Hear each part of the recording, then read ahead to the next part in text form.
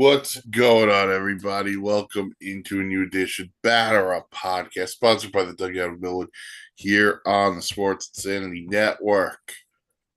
Dan, Mark, Mike with you. Gentlemen, good morning. How are you? Happy Sunday. Happy Sunday. Happy belated Valentine's Day. Mhm. Yeah, I hope you guys did something nice. Finally got a chance to go out with Michelle. It was nice. It's the first time in like 8 years we have to go out. So it was nice. No. Also, happy early President's Day to those who celebrate President's Day. I'm Shout going to out get my the guy hat Abe out later. Lincolns. I was about to say, going to get the hat out later with the long black jacket and everything. Yep. Gonna go to the theater. Yeah, I was thinking of sitting in the the upper right side. Mm. Yeah. Oh, I'll be enjoying President's Day at home, collecting 8 hours of pay. all right. But we are here not to talk about presidents. We're talking baseball because it is that time of year. Pitchers and catchers have reported. Rest of teams are reporting as we speak. So, starting next week, we will dive into divisional previews and give predictions. This is just going to be standard episode because we've got a lot of news to cover. And the word of the week in Major League Baseball this week is the hammy bone. Can you say that, kids? If you're a medical student, look it up. It's where the bone and hand kind of connect. We have three significant hammy bone injuries already. The names include Jackson Holliday of the Baltimore Orioles, Corbin Christmas Carols of the Arizona Diamondbacks, and because it wouldn't be a complete off season without an injury screw up, Francisco Lindor of the New York Mets. Now, according to both David Stearns and Carlos Mendoza, Lindor should and could be ready by opening day. Corbin Carroll will miss the World Baseball Classic with this injury, though. So, Dan, I'll start with you. Hammy bone. Apparently the most dangerous bone on the planet for these baseball players. Because if they can't stay healthy with that, then, before you know it could be an epidemic. You know? Um, tough. Tough one for Lindor. He'll be ready by the season, which is obviously great news for the Met fan who's worried. Um, so expect that. Um, kind of sucks for Jackson Holliday, since he's a young player, rising star. Orioles could use him to start the season. Um, And of course you have Corbin Carroll. But yeah, I mean, just watch your hands, I guess. Gonna need that hand. Throw the ball, catch the ball, so that it doesn't hurt. Swing the bat if you're a hitter. You know, pitch if you're a pitcher. Um, yeah, but for all three, it's a rough one because they need the training is so critical in February and March to get ready for the season. Any type of delay of that, you're delaying your start of the season. And even though you can recover from the injury, because you didn't have as much spring training, you're going to be very rusty when you get to like May or whatever the case may be for some of these players. So, it sucks. It really sucks. Spring training has started. We already have injuries. And it's not just the anime bone with those three players. Cam Schlittler has an injury as well, and he's gonna miss some time, and that's gonna suck. Um, so yeah, never good when you start spring training and you already have injuries to your top players. You know, you don't really start noticing something until it becomes, like Dan used the word epidemic, but this is more for Francisco Lindor and Jackson Holiday a choice to do, but for Corbin Carroll, it had to be done. What this bone is, it's on the inside part of the hand and it connects the ulnar nerve. And if anybody doesn't know what that nerve is, that's the nerve that runs Mm. up your arm into your shoulder. You have a bone that's pressing down on that nerve. It's hard to grip anything. You Yeah. can't grip a ball, you can't grip a bat. So, Touching's hard too. exactly. So you just trying to get an understanding, like everything's harder because of it. Yeah, so Francisco Lindor and Jackson Holiday are addressing an issue before it gets worse, whereas Corbin Carroll actually has to deal with the big brunt of it. Also, we'll probably see Lindor will not be playing in the Baseball Classic, and neither will Holiday now. It's kind of a shame, but this is a way for teams to not have to worry about their star players getting injured in the WBC. And we've talked about that enough to beat a dead horse. So that's about that on that.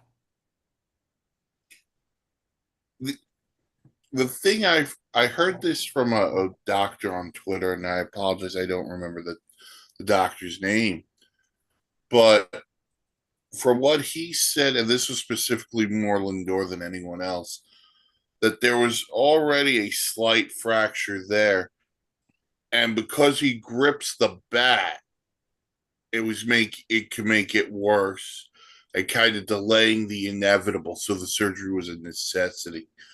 Um, it sucks, but Dan, I think you said something I thought was really interesting because you brought up slow starts to the season, and with all of the turnover and I'm just going to use a weird word here, substance of what the Mets offseason was. Yeah. Francisco Lindor getting off to a slow start is not something a Met fan needs to see or wants to see. Yeah. Jackson Holiday in Baltimore. The Orioles now have a high expectation based on what they've done this offseason. The last thing they want is for a former top pick to struggle off the gate. And Corbin Carroll was a guy who probably garnered some MVP votes at last year. So this is a tough blow for three teams who really cannot utilize tough starts based on things that have occurred over the last 12 months or so. Yeah.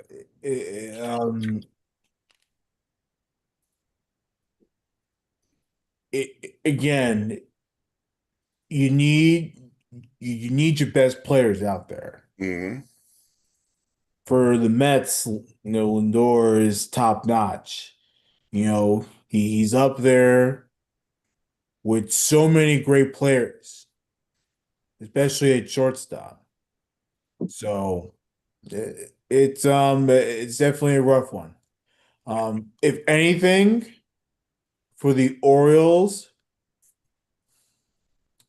I think it's gonna be tougher for them more than the Mets. I think with the Mets, you could definitely go without Lindor for a little bit. By a little bit, I mean no more than a month, because the season goes by pretty quick.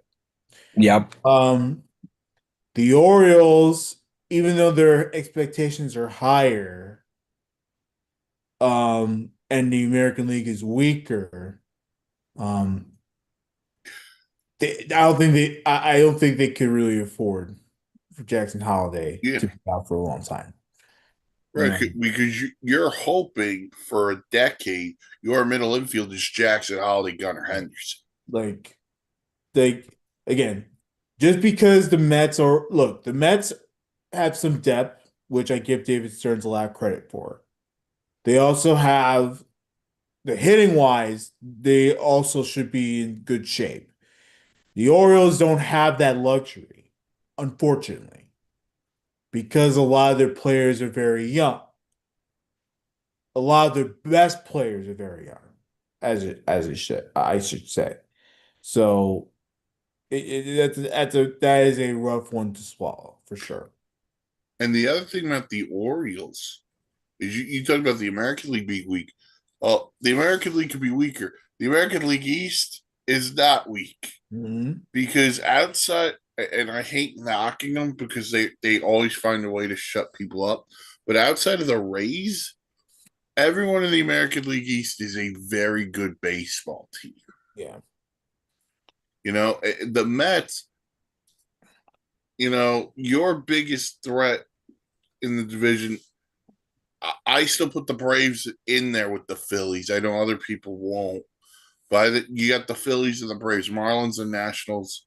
Who knows what you're going to get? And then the NL West with Corbin Carroll. Well, the Diamondbacks have to compete with the Dodgers, who we all know what the expectation is. They're only the back-to-back World Series champs. Mhm. The Padres, we think, are very good. And the Giants are the ultimate wild card. And then there's the Rockies who do things also, apparently. But yeah, so we'll see what happens there. But the word of the week was Hamate Bone. All right. You know, On to unreal that happened to three the players. three guys. Three's Yep. company. All right. On to what has occurred in Philadelphia. The Phillies have released outfielder Nick Castellanos, who is entering the final year of a 4-year or 5-year $100 million contract. Last year, Castellanos played in 147 games. Hold on, I'm getting the average now. He hit 250, 294 on base, 400 slug, along with 17 homers and 72 RBIs. Castellanos has signed a deal, a major league deal, league minimum with the San Diego Padres, where he will probably play first base, where he's been practicing this off season. But I want to talk about the Philly thing specifically here, Mark, because there was a lot of rumors this off season. The Phillies were going to trade Castellanos. They were going to trade Bohm, let Real Muto walk. Instead, it's the only guy not coming back out of the big nucleus is Nick Castellanos. As Mike said, we were listening to this before the season on who, what, where, why, and when. Um, obviously it kicked off with the Phillies re-signing Kyle Schwarber, and anybody who had thought that he was going to go anywhere else, yeah, you were dreaming. He was being going to be loyal until he's done with them. And then you heard the rumor swirling. There's some around Bryce Harper. There was some around Alex Baum, as Mike just pointed out, Castellanos, and then the unfortunate thing is we unfortunately won't know the status of Zach Wheeler until the end of the season, which is really a shame. But um, The He's Phillies shooting just for the All-Star break. look, I'm a very big Zach Wheeler fan, so I'm hoping he comes back okay and is able to pitch. But I understand Castellanos did not fulfill what he had done in Cincinnati before coming over. Um, you have to own up to your mistakes. This is a team that has to stay competitive in the NL East with the Braves, with the Mets, and then we don't know. Like Mike said, we don't know what the Nationals and Marlins are going to be. We won't know until after the first couple of weeks. I think this was a mistake by Philadelphia. I think they should have kept him. I think the Mets should have signed him immediately, but I understand why they didn't. He goes to a team where it's just full of hitter after hitter, and he's going to be in a nice, comfortable position, no matter where he's in the lineup, to hit behind somebody who is more of a threat than he is. So he's going to see a lot of good pitches out there in San Diego. If you have locker room trouble, you have locker room trouble. And if there's friction between the player and the manager, you got to get out of that. It's not good for the clubhouse to have someone like Nick Castellanos, as great as a player as he is.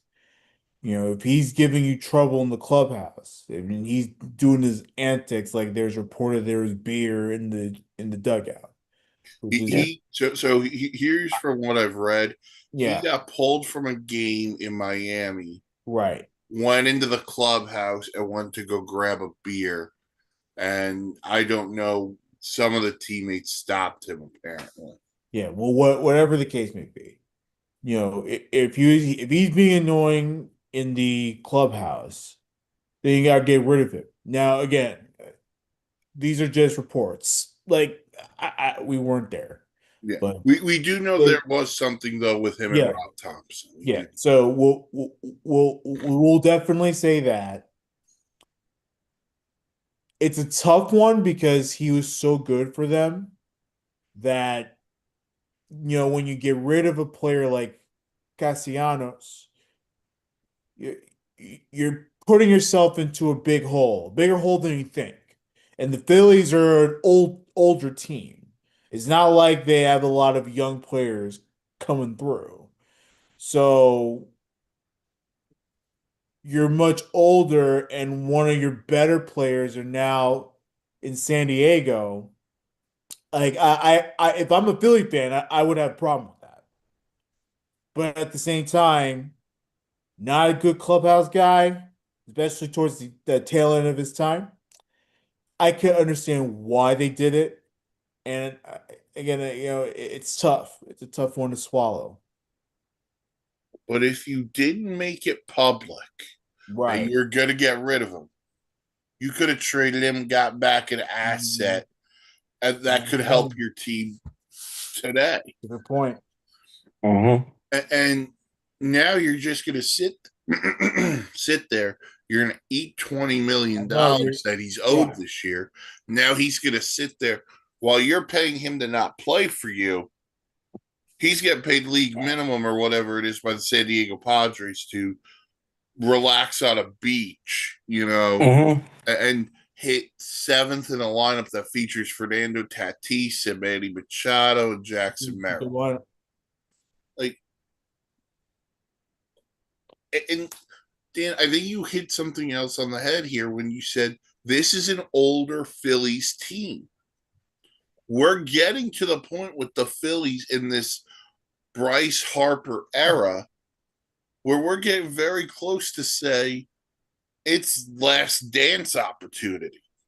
Yeah. Like if I'm Dave Dombrowski, if I'm Preston Mattingly in the front office, and I'm looking at this team, not that there's no direction. The team is good. Like, we're not questioning that. No, the team, they are arguably, in my opinion, the second best team in the National League behind the Dodgers. Like what I'm questioning is, knowing that it's a tighter window with older players. Why again, understand, the he was being an idiot in the clubhouse.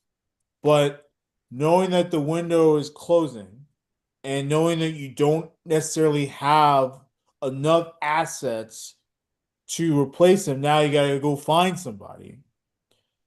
That part is where me and Mark sort of agree. It's like, why would you get rid of him?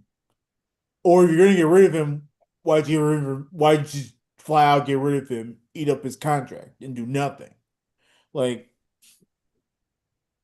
that's the thing. I mean, unless they have someone that we don't know that Listen, they could have a prospect come in, and there's still certain guys yeah. on the market. We always know that. But the Phillies invested a lot of money into these players. Mm-hmm. Well, It's just like with the Mets. At what point, again, it still hurts, but at what point, when a core isn't producing, do you say, time to dismantle the core? And that's just what David Stearns did in New York. but I think the difference between what Stearns did and what the Phillies are going through is the only big money guy. I'm not counting Soto. The only big money guy was Lindor. The Phillies invested money in Bryce Harper.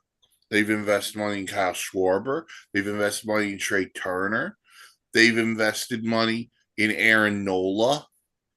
Zach, listen, I'm going to throw Zach Wheeler to the side mainly because Zach Wheeler, there's nothing you can really do about his injury. And, we feel terrible. Hell, the Phillies even reinvested money in JT Realmuto for the next 3 years. Yeah.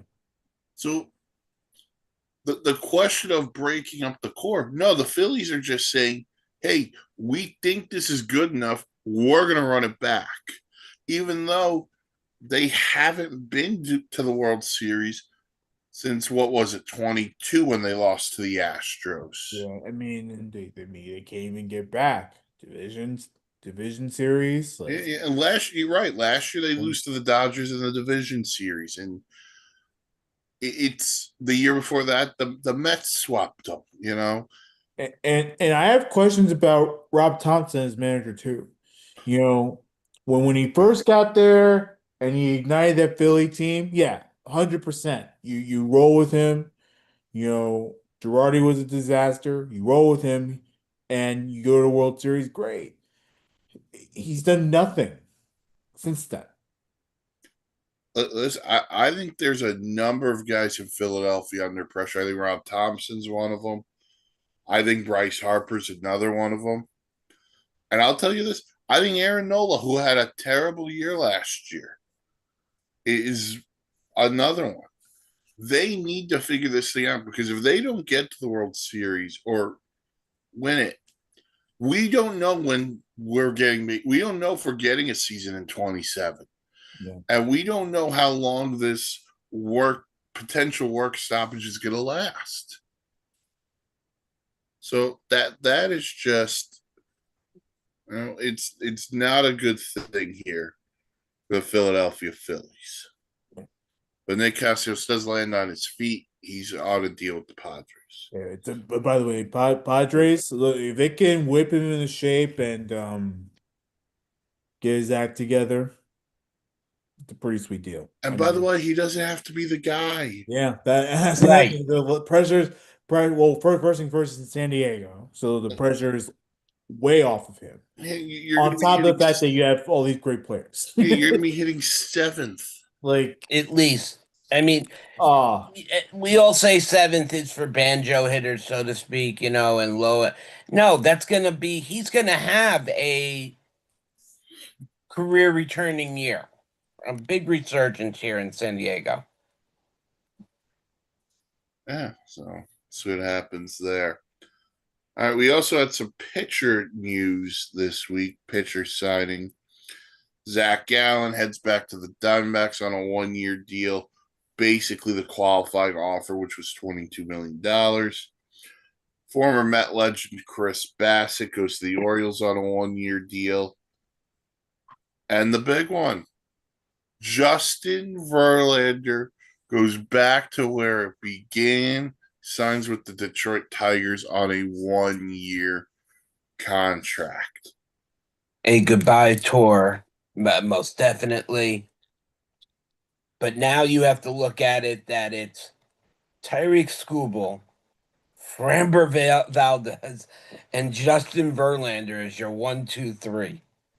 Yeah. I mean, even Not sorry, Mark, I cut you off. no, no, not that you're gonna get. Sorry, Dan. Not that you're gonna get the production you got from Verlander the first time you had him, but it's still intriguing. Go ahead, Dan. Well, I mean, I was about to say, like, you don't even need Justin Verlander to be the three. Like, you can have him at the bottom of the rotation. Yeah. You know, because he's again, he's on the older side. His velocity, even though it's still pretty high, isn't as great. His command isn't as great. That doesn't mean that he won't be excellent. But you can have him at the bottom of the rotation, and maybe middle of the pack. Have your guys that aren't as great, and then just rely on the hitting to pull away with some victories. That's a stellar Tigers rotation. A stellar rotation. They have done a great job at not only getting some big time prospects to be built up and developed in the system, hitting and pitching, but then you bring back a veteran like Justin Verlander, who loves Detroit, never wanted to leave, loves Detroit, fans love him, and I know they were trying to reunite last season. It didn't quite work out that way. Verlander found his way to San Francisco, but That was still so weird. yeah, I know. But whatever. Like, it is what it is. But yeah, no, I'm happy for Justin Verlander. I'm happy for Tigers fans. It's a $13 million deal, which is a nothing deal. Like, Mm-hmm. Gets him back to Detroit. And look, fans are excited. He's excited to lead a young core of Tigers. Again, I don't know what the Tigers are going to do, but so far under Hinch, this team has been top notch. I think this puts them firmly, in my opinion, as the favorite in the division. Yeah. Dan, Well, you said that division's trash, man. oh, the division's awful, but Yeah. they are clearly the best team in that division. Yeah. Although we never know what to expect with the Guardians. Like, let's be honest, but you he doesn't have to be in the top three. You're right. He can slot in at 4 or 5 in that rotation, but it doesn't matter because you're not signing Justin Verlander for April through September. You're signing him for what he can do in the back half, post All-Star break, when the games matter in August. Can Justin Verlander give me 6 quality innings? The answer is without a doubt yes. And then on top of that, he's been through the wars of the postseason, as has Framber Valdez, as has AJ Hinch. The Tigers are right there. If they can get enough offense, they're right there in the American League. And by the way, Mark, you said this is good a farewell tour. He's at 266. If he wins 14 games, gets to 280. Maybe he tries Then to he come makes back him run at and reach 300. 300. Yeah, I mean, Like he's not going to If win he 20, does, guys. if he He's can not going to win be, 20. if he gets that number, he gets to 20 games between.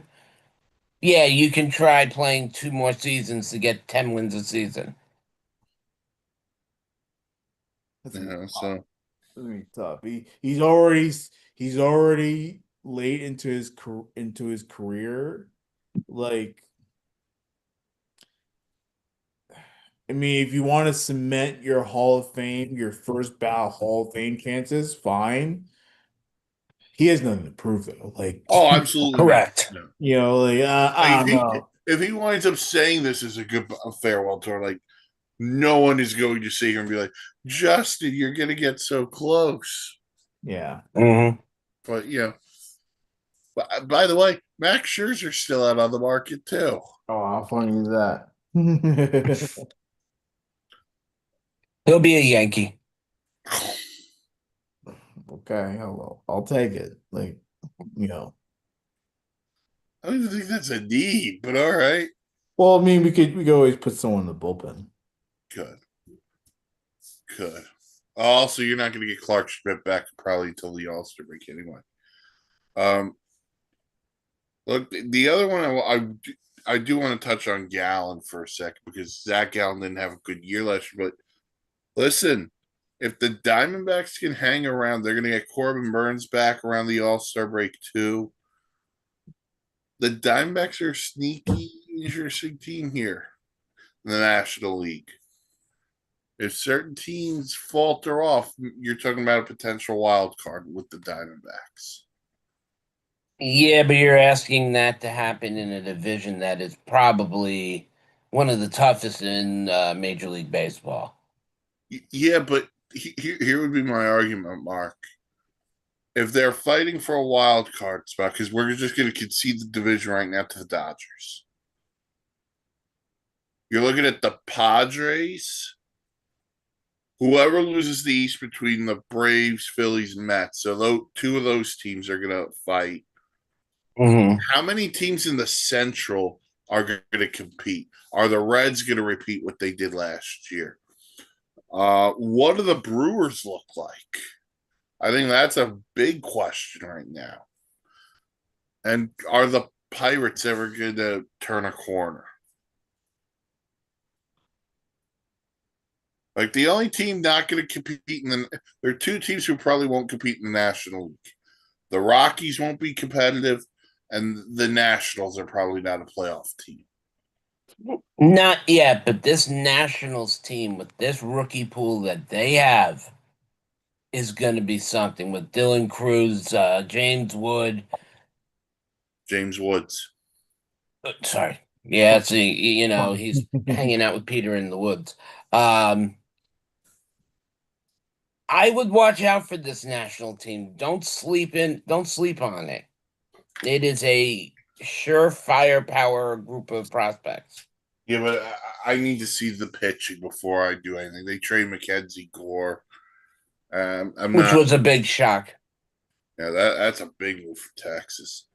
And then Chris Bassett goes to Baltimore, so they finally get the veteran starter they wanted. Mm-hmm. All right. There's that. All right. So we're going to start division previews next week, but I do want to kind of recap the offseason. I'm going to call this a little bit of a new segment. I'm going to call it 3 up, 3 down, kind of like in baseball. There's come up. Boom. So I'm going to give you guys the floor here. You could give me 3 moves. You could give me 3 teams. But moves you liked or teams you liked their off seasons, 3 teams or moves you did not like this season. So the 3 up will be the positive, 3 down the negative. So I'll give you a minute to think, unless you've already got what you want to do, and then we'll get started.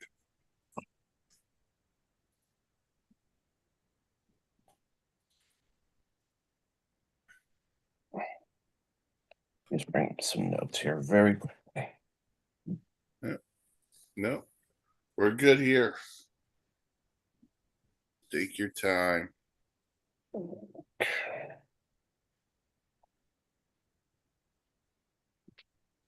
Okay.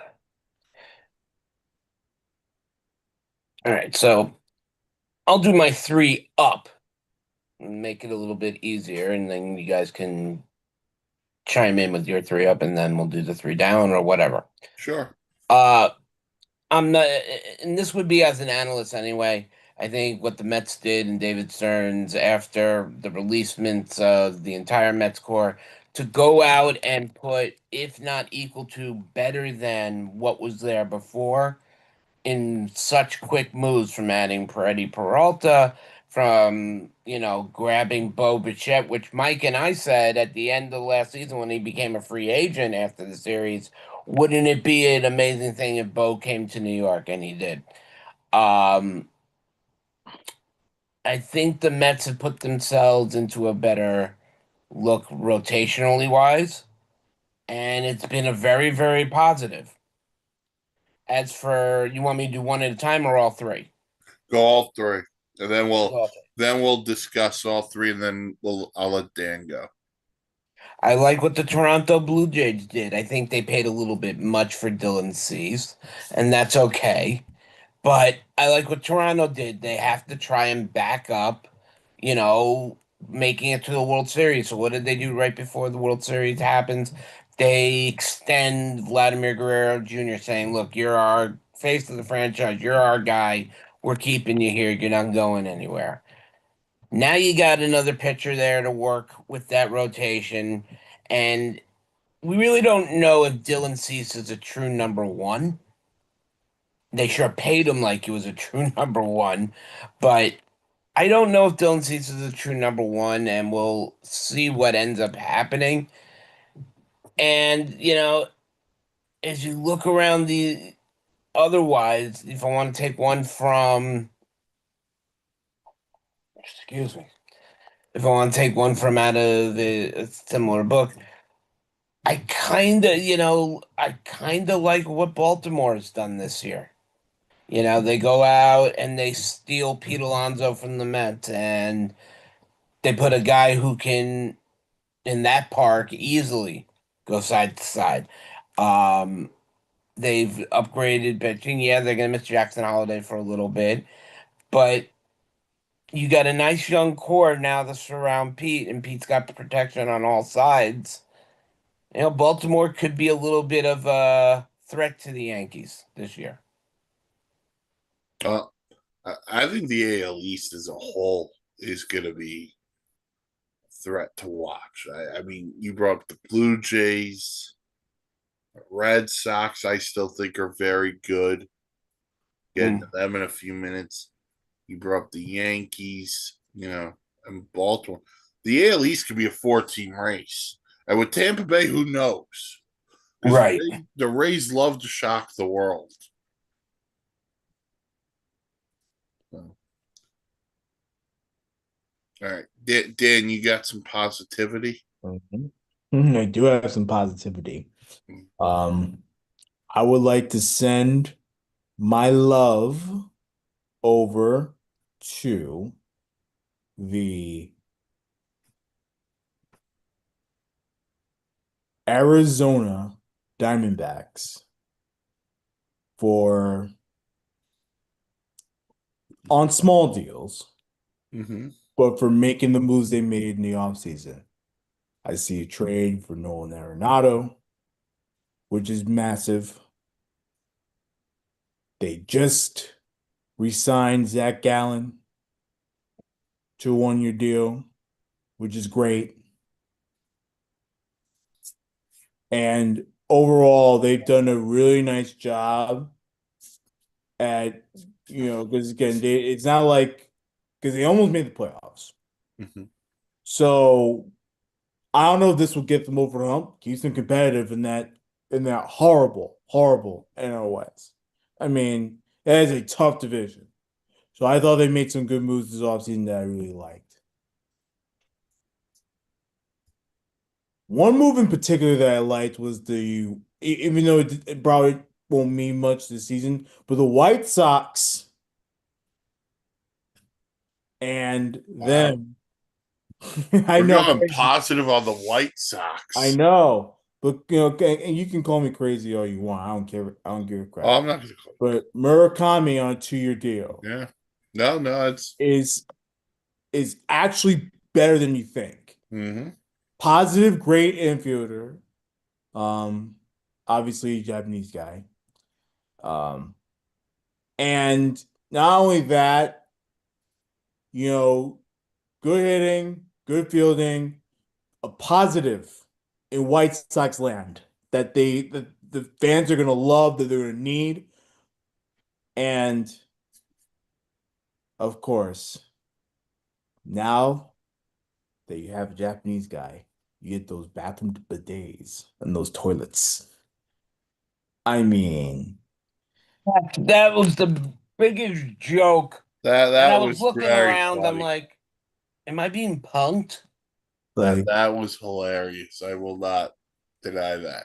come The on. order for the club to put in bidets for him because that's what he's gotten used to in Japan.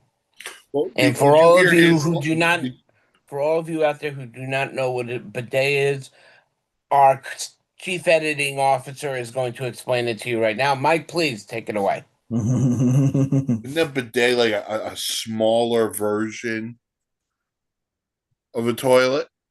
It's not a small version of a toilet. It's a device that sprays you know what up your you know what to have a clean Well, you know what. his famous line was, "Too many people are using toilet paper anyway." That was his line. Bidets are nice in case anyone has questions. No, I really like what the White Sox did with that. Again, it's not like the White Sox did anything crazy, but that's actually a very good deal. Yeah. They need that power. They need that good fielding. They need the hitting, and him being the star power is actually pretty nice. So, good move by them. And then of course, the Tigers overall, like the pitching got better, defense got better. And bringing in a veteran presence like Justin Verlander to help lead this young group of kids in Detroit, I mean, unbelievable. So D-backs, White Sox, Tigers. All right. Just a note before I go. Bob Nightingale, Nick Castellanos' locker in the Padres clubhouse between Machado and Tatis. That's to Uh, say, welcome. That's to say, welcome here. I'm thing one. This is thing two. You ain't a thing yet. But that's wow. and like we said, that's okay. That's okay. All right. So I'm going to start with the Cubs. You bring in Alex Bregman to play third base. We know how clutch Alex Bregman has been in his career. You put him next to Dansby Swanson. Ironically enough, those guys went 1 and 2 in the draft the same year. So you get Bregman. Then the rotation. You bring back Shota Imanaga. You bring in Edward Cabrera from the Marlins. And all of a sudden you add this to what you got with Nico Horner and PCA and Sammy Sosa can hit 30 probably still. Yeah. The Cubs all of a sudden have positioned themselves, in my opinion, to be the favorite in the National League Central. So we'll go the Cubs. Mark, you went with the Blue Jays and Orioles before. I'll talk a little bit about the Red Sox. Listen, you bring in, it's not always sunny in Philadelphia. You bring in Sonny Gray to put behind Garrett Crochet. Okay, that's a pretty solid one, too. Oh, by the way, they signed Ranger Suarez, too. That's as good of a 1, 2, 3 as you could probably have. You're hopeful Aroldis Chapman has the same year they did last year. Mm-hmm. You lose Alex Bregman, and that one hurts you, but you're hoping your young players, Mayer and Roman Anthony, can step in and do the job. Oh, by the way, they added Wilson Contreras. They give you some first base production, too. One thing about the Boston Red Sox under Alex Cora, and it's kind of similar to Detroit with AJ Hinch. They will always fight. Mhm. They play for their guy. So I'm going to go the Red Sox. So you got the Cubs, you got the Red Sox. I mean, the other easy answer would be the Dodgers, but I really don't want to talk about the Dodgers. um, so I'll sit here and I'll say, you know what? I'll go to the Texas Rangers. Okay. Mackenzie Gore, you line him up behind Jacob DeGrom, and he'll learn from Jacob DeGrom, who, by the way, there's not really a better guy to learn from. You bring in Brandon Nimmo. And here's the thing about Texas, it can't all be as bad as it was last year. Just can't. So I'll go Rangers, Cubs, and Red Sox as my three ups. Mark, your three downers. Yeah. I feel like being that meme with the stick and you're poking that dead thing saying, do something, do something. First off is the New York Yankees. I Hmm. mean, yeah, they came off hot out of the bat by signing Trent Grisham to a $22 million outfield deal. And I figured this was a sign that they were going to spend money. The Yankees, I mean, yeah, 94 and 68 last season. They did not upgrade anything. In my opinion, the rotation is still sloppy. The lineup is still shaky. I mean, how long is Aaron Judge going to have to carry this team himself? There's only going to be so long that he can do it for. Somebody has to step up, and who that's going to be, I actually don't know. But we'll surely find out. Um, I, I would love to say a couple of other teams, but I'm going to go with the Los Angeles Angels. They're not doing anything. This is a team that has become so stagnant. The only thing they're doing that's right is buying out Anthony Rendon's contract so they don't have to deal with him anymore. Um, Mike Trout has gone from elite player to guy behind the curtain, you know, and that bothers me. I really like Trout. I want to see him win one more. And then of all the other teams that I wanted to see improve, but I wanted to see a player come and be traded to the Mets to improve, but that didn't happen. Is the Miami Marlins? Yeah, you shipped off Edward Cabrera. You do what you normally do: build up some players, throw them away, and start over, or you get the rare chance that you'd make it to a World Series with what you got. Um, those are my three downers. That's it.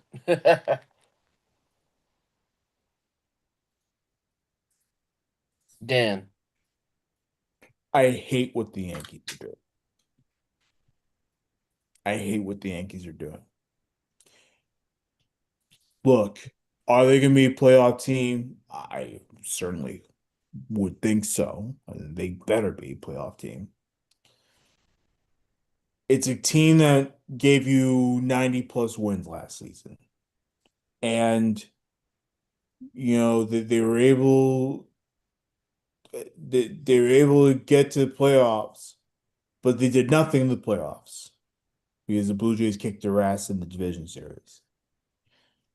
Um, And I think that's the only saving grace is that I think the Blue Jays got a tad worse, but they have done nothing. Yes, they made that trade with the Marlins to get Weathers, which I think is a good deal. But it's not like they're world beaters here. They really messed up on the Trent Grisham situation, where they thought that maybe the market would sort of dictate that he would take more money. Instead, he takes a Mm, qualifying offer. So that severely limits them mm. to actually make bigger plays for or even trades for better players that fit their lineup. So I didn't like that. We're expected to re-sign Cody Ballinger. I mean that whatever. Like and then of course the end of this past week they re-signed Goldschmidt to a deal. This is a team that they're running back, and I'm not in love with it. I'll go more into detail on Bombers banter when I do it with Bill next month. I'm not in love with what the Yankees are doing. Look, again, it's not about whether or not they're making the playoffs. It's about what are they doing that other teams have done. What are they not doing, excuse me, that other teams have done to make themselves different and more into contention for World Series? Because that's what matters. So, hate what the Yankees have done. The Mets, I think they really caught some momentum at the end of the off season. I hate that Edwin Diaz is not on this team. Edwin Diaz should be the closer. It should not be Devin Williams. And I love Devin Williams at first. And then he crumbled. He crumbled terribly. It was poor. Piss poor. I don't trust him to be the guy. And Met fans shouldn't either. Yeah, I hate that Edwin Diaz is in Dodger blue instead of Met orange and blue. Look, like I said, I think for the most part, the offseason's been great. That might come back to bite them big time if that bullpen does not shape up to be great. So there's that. And then, of course, absolutely nothing coming from Cleveland. Nothing. Outside of the Jose Ramirez extension. Yeah. Shout out to you, Jose Ramirez. Mm-hmm. Staying The only consistent part about that team is Jose Ramirez. Oh, 100%. Correct. Yeah. Yeah. Absolutely. I'll continue the beating of a dead horse here. I'll start with the Yankees too. I'll join in on this. Yeah. I'm with you guys. I hate the idea of running this back, and I know there's some moron out there who goes, "Well, it's not the same team because they're going to get Garrett Cole back." Joel Sherman is one of those idiots. Let's set that. Joel Sherman. I will not talk of my opinion on Joel Sherman. It's just another fanboy like Michael Kay. But anyway, this team had. Listen, I get you win 94 games, and it's great. You're the New York bleeping Yankees. I don't judge you on how you win in the regular season. I judge you on how many rings you win. You haven't won since 2009. You have not won since. And by the way, let's be honest. The only reason you've been to a World Series since 2009 is because you had the quickest, easiest ride to get there. Ooh, I get to beat the Royals and the Guardians, and then I play the Dodgers and I get smoked in 5 games. Yeah. And then to say, oh, we're gonna run it back again. Here's the deal. We all know this is coming down. Stanton's getting hurt at some point. Mm-hmm. We don't know what Clark Schmidt looks like when he comes back. Mm-hmm. We don't know what Garrett Cole looks like when he gets back. And I don't say that to be disrespectful to Garrett Cole, but we've seen guys come off of Tommy John and not be good. We've seen guys come off Tommy John and be great. And then Dan, you brought up the Blue Jays kick theirs. They don't even play the Blue Jays if Jarren Duran makes that play against the Red Sox. Yeah. So,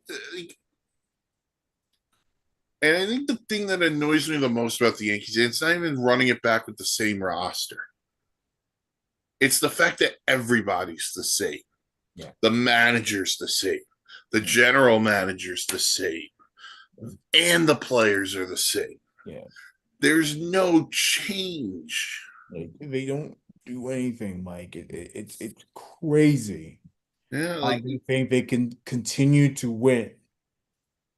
And look, it's not like they run it back with the same players every year. There's bound to be some type of changes. This year they made no changes. yeah. They had more subtractions than they had additions. But by the way, Mark, you brought up Trent Grisham on the qualifying offer. You know why you don't offer Trent Grisham the qualifying offer? One, it's $20 million. Trent Grisham isn't going to make $20 million from another team, one. But two, you're taking away potential playing time from either Jason Dominguez or Spencer Jones, who, by the way, would bring youth, energy, some sort of excitement to a team that is just straight up bland. Yeah. Speaking of bland and running it back, the Philadelphia Phillies, we talked about you before. Yeah. JT Realmuto, 3 years, $45 million. Like, Jesus Christ. Yes. Like, dude, listen, JT Realmuto was a great player in his prime. He's past it because he caught way too many innings. Take it from a dude whose back is barely holding up. He's caught way too much. Kyle Schwarber coming back 5 years, 150. I'm cool with that. Kyle Schwarber is a beast. But then you got the Castellanos situation. Alec Boehm is a bum. Mm. By the way, the outfield stinks. I got Brandon Marsh, who looks like he's the next cast member on Duck Dynasty out there. Harrison Bader leaves to go be a Giant. So I don't know who's playing center field. I don't know who's playing right field. I'm expecting young players to just pop in and play well there on a team that has to win. Now, the one thing you got going for you is the bullpen should be better with Johan Duran at the back end. Yeah. And the rotation is solid.